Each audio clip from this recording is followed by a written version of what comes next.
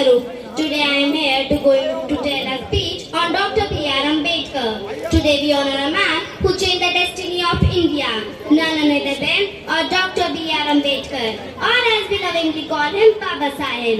His life teaches us a simple, powerful lesson: your past does not decide your future. He was born into a family that faced many struggles, but he did not let those difficulties stop him. He traveled across the world to gain knowledge, studying at the University of Bombay, India, Columbia University, USA, and the London School of Economics. He earned dozens of degrees, becoming one of the most brilliant minds of his time. He proved that even when the world says you cannot succeed, you can become the most educated person in the room through hard work. When he returned to India, he did not use his education for personal comfort. He used as a shield for others. He led historic movements like the Mahan Satyagraha. Here he fought for the basic right of lower class people to drink water from public tanks. Most importantly, we must remember no one in history ever lived a life like he did, facing such deep challenges, thus so we would not have to. Because he lived that difficult life for us, we are able to live our life with freedom and dignity today. Thank you. Jai Bhim, Jai Samvidhan. जोरदार तालियां गुनगुन के Celebrate Ambedkar Jayanti. This day reminds us of a great leader, Dr. B.R. Ambedkar, who changed the lives of millions of people. Since his childhood, he faced discrimination based on caste and treated as untouchable. But he did not give up. Instead, he worked hard and became most educated Indian of his time, holding degrees from prestigious institutions. He worked for the fundamental rights, justice, liberty, and equality of every citizen, regardless of their caste and gender. He made rules for empowerment of women, laborers, and marginalized community. He was inspired by the teaching of Gautam Buddha, also known as Tathagat, who taught that all people are equal and should be treated with kindness. In 1956, Dr. Ambedkar decided to follow Buddhism. He made this choice because he wanted a religion that believed in equality and respect for all people. Thank you. सभी को शुभकामनाएं। Doctor Bhimrao Ambedkar ऐसी विभूति हैं, ऐसा व्यक्तित्व है जो केवल भारत में नहीं पूरी धरती पर कभी कभी जन्म लेता है।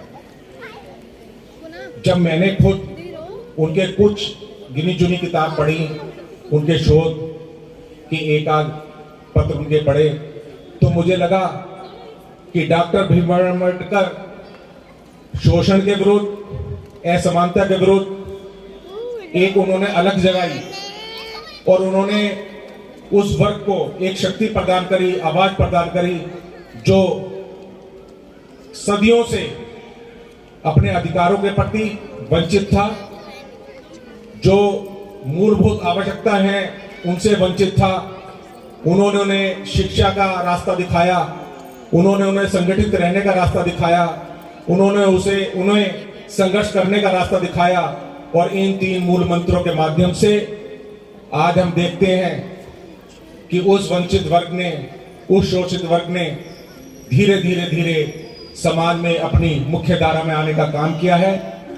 और समाज में, देश में, राजनीति में, सामाजिक आर्थिक रूप से जो भागीदारी उनकी होनी चाहिए, उसमें धीरे धीरे अपनी संख्या उन्होंने बढ़ाई है।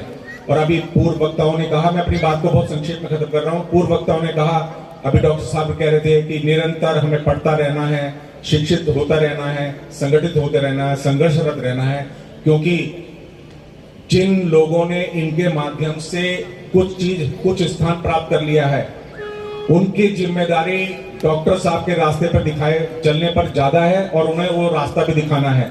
मैं समझता हूं कि डॉक्टर साहब के रास्ता हम सबके लिए एक प्रेरणा का स्रोत है, एक मुख्य मार्ग है। धन्यवाद।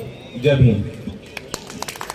एक बार जो कामना करते हैं, अगर हम अपने बच्चों को अपने सामने, अपने मंच पर नहीं लाएंगे तो हो सकता है बाद में वो मंच पर ना जाए। Good evening, everyone. My name is Ranvijay Mohan Singh. Today I'll be speaking a few words about Dr. B.R. Ambedkar. Firstly, Dr. B.R. Ambedkar was born on 14 April 1891. He had many degrees and was the father of our constitution. Here is a small poem dedicated to him.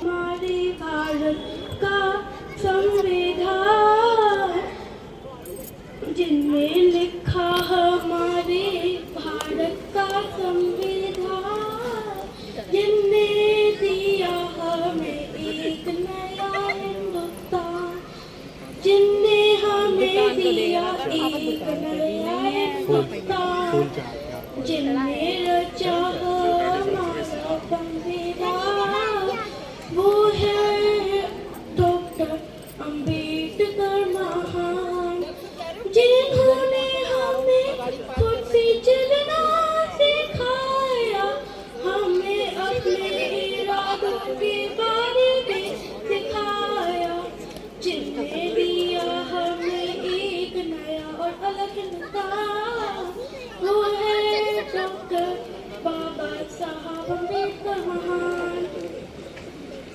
एक बार जोरदार ताली है रणविजय के लिए। रंजना जी बच्चों को बुलवाऊं क्या? हाँ सर प्लीज।